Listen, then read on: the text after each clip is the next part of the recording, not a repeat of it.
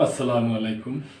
প্রিয় দর্শক, আপনারা জানেন যে সৌদি আরবে উমরা হজের জন্য পৃথিবীর বিভিন্ন দেশে থেকে লোক যায়। তো তাদের উমরা করার জন্য বিশেষ সুযোগ সুবিধা দেশটি দিছে বর্তমানে। কিন্তু কিছু কিছু দেশের লোক উমরা করতে যায়, তাদের ওই ভিসার মেয়াদ শেষ হওয়ার পরও তারা পালিয়ে মানে থেকে কাজকর্ম করে বর্ডার পার হয়ে যায় এই ধরনের।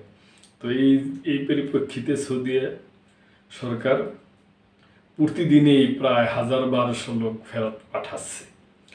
প্রতিদিন ১,২০০ জনকে ফেরত পাঠাচ্ছে সৌদি। গত এক বছরে আবাসন, শ্রম ও সীমান্ত সুরক্ষা আইন লঙ্ঘনের অভিযোগে প্রতিদিন গড়ে ১,২০০ জনের বেশি প্রবাসীকে গ্রেপ্তারের পর নিজ নিজ দেশে ফেরত পাঠাচ্ছে সৌদি আরব। সৌদির স্বরাষ্ট্র মন্ত্রণালয়ের এক বিবৃতিতে এই তথ্য জানানো হয়। গ্রেফতারের মধ্যে ইয়েমেনি নাগরিকের সংখ্যাই বেশি।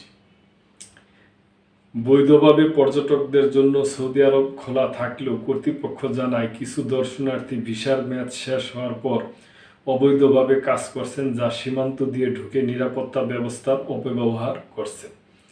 দেশটির স্বরাষ্ট্র মন্ত্রণালয় সতর্ক করে বলেছে, অবৈধ উপায়ে প্রবেশের সহায়তা, অপরাধীদের পরিবহন, আশ্রয় দেওয়া বা সেবা প্রদানকারীদেরও কঠোর শাস্তির মুখোমুখি হতে হবে।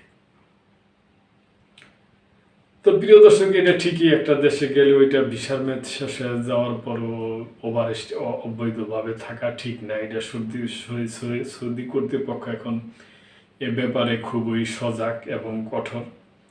তো প্রিয় দর্শক, আপনাদের যদি কোনো মন্তব্য থাকে অবশ্যই করবেন এবং লাইক, কমেন্ট, শেয়ার করে সাবস্ক্রাইব করে মেম্বারশিপ নিয়ে চ্যানেলটির পাশেই থাকবেন।